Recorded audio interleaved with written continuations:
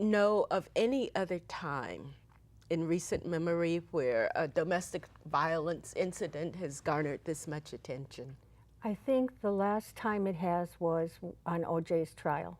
That's the one I'm thinking Yeah. of, yes. Yes, I think that one was, it was kind of breaking in and breaking the ceiling around that issue.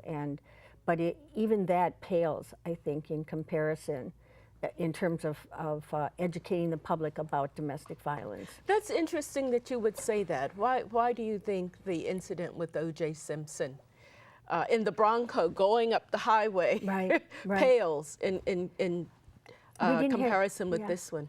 We didn't have social media, it wasn't being used for this at the time, and now many more people have the opportunity to give their opinion, to talk about their own experiences, and then other people, other women are adding on to that, and there's been this groundswell of, we need to clean this up, and that didn't happen. So what did happen in the wake of O.J. Simpson's incident? There had been many benefits of that tragedy, that horrible tragedy, and one of them was the passage of the Violence Against Women Act of '94, and it was stale. It was stuck in Congress, and it just propelled the bill through. And that bill, yeah, I think it's second to the right to vote for women as significant in history in terms of women's benefits and rights. So I think that was the big piece. And we did have I was working on the national level at the time, and we did have an incredible number of calls. It was monumental for that time. But this time, because I think of social media, I don't know that the coaches would have taken this much seriousness with it had it not been revealed through arrests. So. Okay, now let's go back for a moment to that Domestic Violence Against Women Act. What did that call for? Well, it named it, for one thing. It named domestic violence as a woman's issue, and it was violence against women, and that was the first time it was nationally identified as an issue. It provided funding for law enforcement training, prosecutorial training, and money for police to be able to come up to a certain standard. It provided a lot of funding for battered women's programs, which did not have any federal funding before then. So it provided a college of training. It provided some media money. So it kind of broke through the barriers. And so you would think perhaps with all of that domestic violence abuse would go down. Did it? No. And I don't know that that's a bad thing. I think more women felt more comfortable coming out, because I have two theories. One is that women did feel more comfortable because now the words were being said out in public.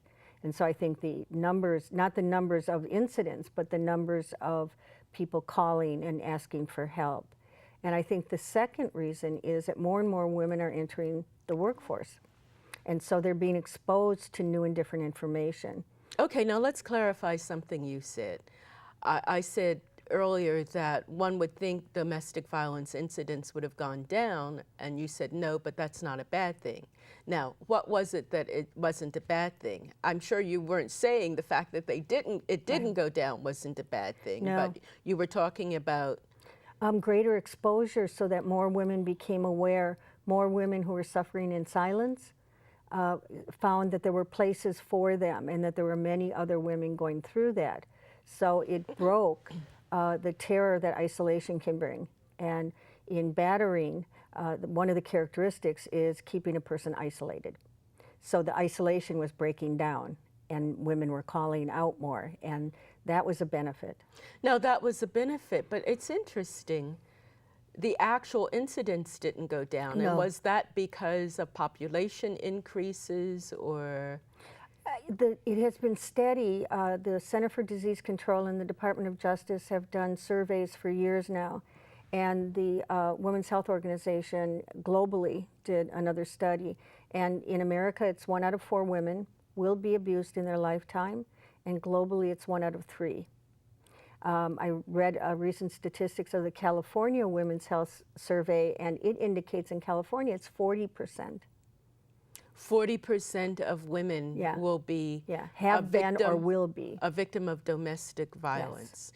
And let's just make sure we're talking about the same thing. When we talk about domestic violence, we're talking about violence from a partner. Yes. Yes, it's intimate partner violence, some call it. It can be with a former partner, it can be with a current one, it might be with future ones. But we consider the current and former to be the point that we want to talk about and talk with women about. Okay, now, are we talking just about women? Men can also be the victims of domestic abuse. And I had someone tell me that there are just as many victims among men as there are among women. And I said, no, no. None of the studies indicate a high level of abuse against men. And some of the reasons are domestic violence is not only the hit, it's control, it's isolation, it's using psychology in a way of making her think she's crazy, it's unpredictability, she feels unstable all of the time, using the children, I'll take the children if you leave me. Emotional abuse is high and scarring.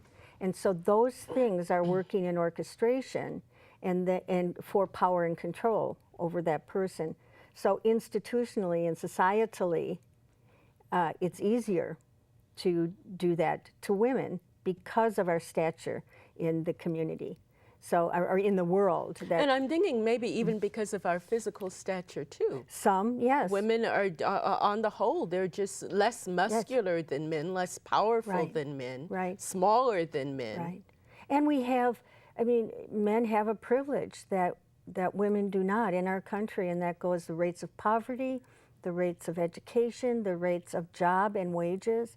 So it's not only through violence against an intimate partner, it starts with many other layers that are equally abusive and societally abusive as the intimate partner violence. Okay, now, I did want to just make that clarification. It's my understanding that in same-sex relationships, let's say even with two men, there is also domestic abuse. Does that come to your attention? Sometimes, and yes, we will serve transgender, questioning, bisexual, gay and lesbian. It doesn't matter to us around the sexual orientation. And there is domestic violence in all classes and types of people, whether that be the very wealthy, it's not all poor people, every ethnic group, every racial group, every religion. And it's the earliest we know it happened was 500 BC. Oh, really? Yes. So what's the record from 500 BC? Yes, and it was, there were etchings that gave the impression, very much the impression that, and the traditions and history gave the impression that women were being beaten, and they were being beaten with no accountability for it. And it was actually promoted as a means of controlling your partner. Was this in writings and scrolls? Yes. Was it in caves? Yes, or all cave of it. etchings? All of it. So let's see, 500 BC, what would that have been in the Middle East or where? No, it's everywhere. I mean, yeah, I guess for the 500 BC, wherever that, at that time, they were actually recording history, you know, whatever that place was, that they were able. Babylon or, interesting.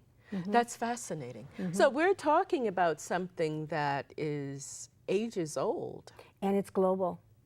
And the same behaviors are used against women in all of the globe. There have been stories written, there have been journalists that have gone from country to country. I had an experience, I used to work on the national level, and we had been talking to a group of Russian women, a delegation, and we had to have a translator. And so I was talking about how domestic violence is demonstrated in our society, and it had to be translated. And as soon as they heard what I was talking about, they all started nodding. So it was happening in Russia in a very similar way than it was happening than in the United States. Well, you know, just before the show, I had someone to tell me that in South Africa, there might be a woman is attacked every 23 minutes, and at least 1,000 of them are killed. Yes. So when you talk about global, Yes. a global issue, this Right. is really a global issue. It is. So let's talk about what's going on lately with this rice incident and what the groundswell is all about. Yeah.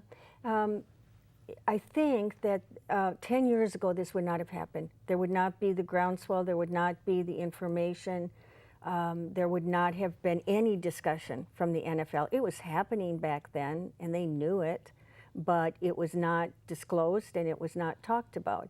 Now the progress that we've made is it won't go away. I mean, you know, there's a lot of press around it and that has drawn a groundswell of people saying enough is enough.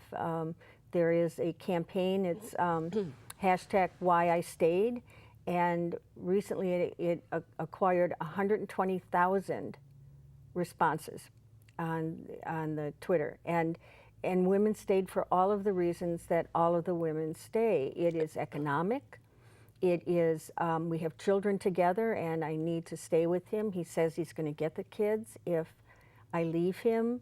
Yeah, economic housing, it's religious. I married and my beliefs say I can never divorce or leave this person. It's cultural, familial. The family may say, no, this is, you know, you made your bed, now you lie in it. So there are hundreds of reasons and they're very similar for why women stay.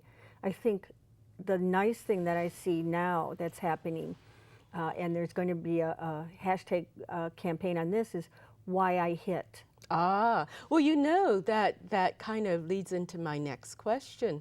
I read someplace today that someone says, well, you know, there's so much emphasis on the victim that Yes. that's taking away the attention from the perpetrator. Right. So the why I hit, that's now going to the Yes. abuser. Right. Yes, so why? Let's talk about that. What are some of the reasons? I think that we are sophisticated enough, and there are men's groups on the East Coast that are doing a lot of good work around violence against women. And they're not afraid of using that term and saying, we are here clearly to end violence against women. And so there are men's groups that are doing it, and it's been a groundswell of angry women saying, stop this. Stop taking the attention off of the perpetrator and putting it onto victims. There are lots of reasons that person does what they do, but they didn't do anything. They were there at that time, and we're missing the person who needs to be held accountable. That person becomes invisible. Ah, so when you talk about invisibility, what is it? That person walks away? If the attention is being put on women, it seems the attention is being put on the situation itself. So what's the difference? I have an exercise that I learned that I think is appropriate now. Somebody talked about the way we phrase things. And so the first sentence is, John beat Mary. And when it ends, it's Mary is a battered woman. So he disappears, you know, and we do that. So Mary was battered by John is the next one. So John's falling off the page. The next one may be Mary was hit, period. And then that last one is Mary is a battered woman. So now she's identified and there's no perpetrator in the picture. So how do you determine, in the news there are those who've come out to say the penalties against Ray Rice were too strenuous. He's been banned from football. His livelihood has been taken away. Should we feel sad? No. Why? Because there's an accountability for your actions. It's a choice. When he hit her with a blow that could have killed her, had it been a little bit closer to a particular place, she could have had a concussion, which is very, very serious. He dragged her out of an elevator with her skirt hiked up, and he didn't do a thing. It was casual, and it was, that casualness was cruel. So when you looked at the incident in its entirety, what you see is somebody who took a savage attack on a person. I mean, his size, her size, and he balled up his fist like you would be fighting another man. And it was his partner, and the elevator incident, it shows that he didn't do anything. He never went down to say, "Are you okay?" Well, if you just now hit somebody with an intent to hurt them, I don't know that you immediately start feeling sorry for them. Well, unless, I mean, under those circumstances, because you're the one who injured them intentionally. right, right. But to know that the person's lying on the ground, unconscious, should have put a great deal of fear in him and concern.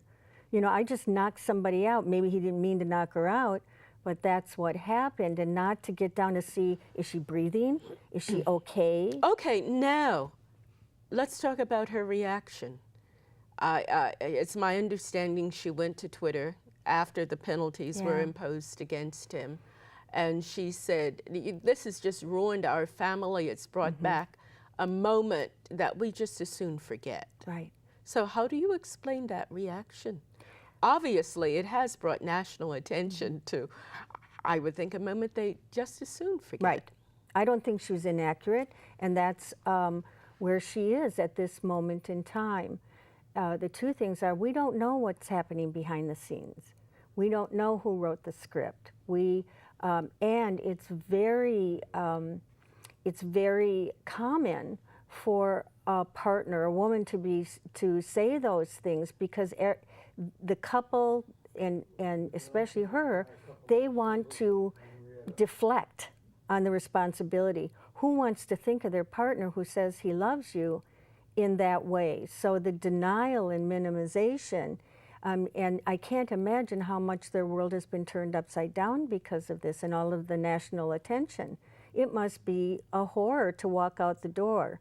I saw her filmed trying to get out the door and walk, and the media was there with great presence. And wow, you know, so let's just hunker down and be together. Well, you can understand, we've kind of gone through some of the reasons women would stay. Yes. But let's kind of, if we can, get into the mind of the batterer. You said this is a partner you would love. Right. How does someone who's loving or who claims to be loving knock their partner out? How do you logically explain domestic violence? What most of the research tells us is it has a lot to do with societal structure of men and women. So for many, when you ask them, it's about masculinity and how that's defined. I need to be the upper hand. I need to be able to control her. I need to be able to punish her, and that's what a man does.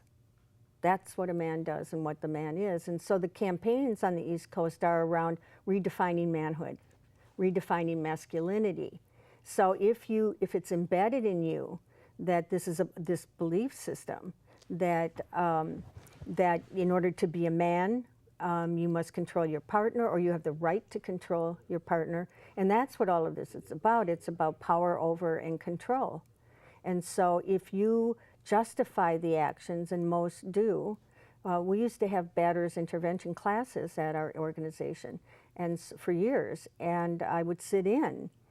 And one incident that I remember, one of the perpetrators having homework, and he had to report out, and he said, I came home from work and she was ready to go out. And I said, I don't want you to go out. And she said, remember I told you about this, that I'm going out with my friends, we're just gonna goof around, we're gonna go to a movie or whatever. And he said, no, I don't want you to do that. And she continued to put on her makeup. He then went into the kitchen and started banging things around and throwing chairs and becoming more and more intimidating and aggressive as a means of keeping her at home. And then he said, most chillingly, he said, and then I beat the F out of her and she didn't go out. He didn't come home deciding to beat her, but when he saw that when he perceived a loss of control, even for that moment, he did what he had to do. And what was her reaction? Did he say? No, because it was about his actions. He has to report out and he'll be accountable for his actions. And they're not allowed to call women outside of their name. They're not, they have to make this person real and with respect while they're in batterer's treatment. So what the woman did in response is not important. The violence is a choice that each and every person makes. It seems to me on a rational level, how do you beat somebody up and then expect them to be there for you, expect them to love you and support you?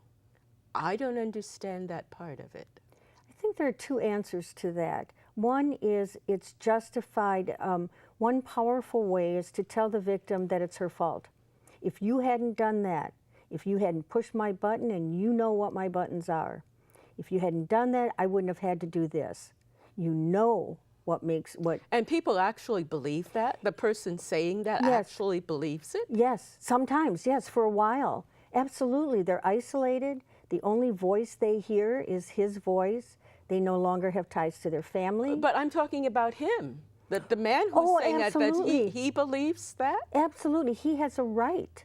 See, in his mind, he has a right to control his partner in whatever way he needs to control that partner.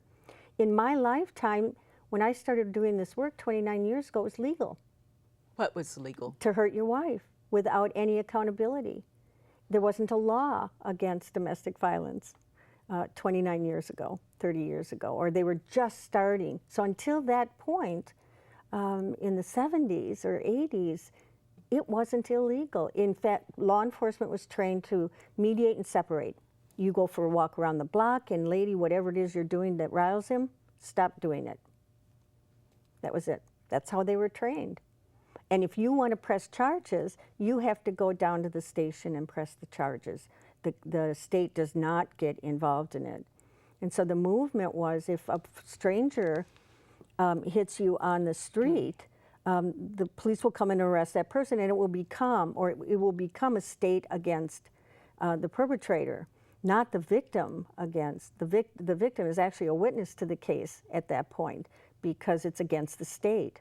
So there were more laws protecting women from stranger violence. Yes. Oh, sure. If you were, it's what was happening in the home was not recognized as illegal. But if you were outside or anybody hit you, could be if you were standing on the street corner and somebody walloped you. There are laws against that. Well, we live in a culture of violence. Yes, we do. And it comes at us from all over. Yes. That it's okay. Yes. I mean, it's okay to pull out your gun in terms of protecting yourself.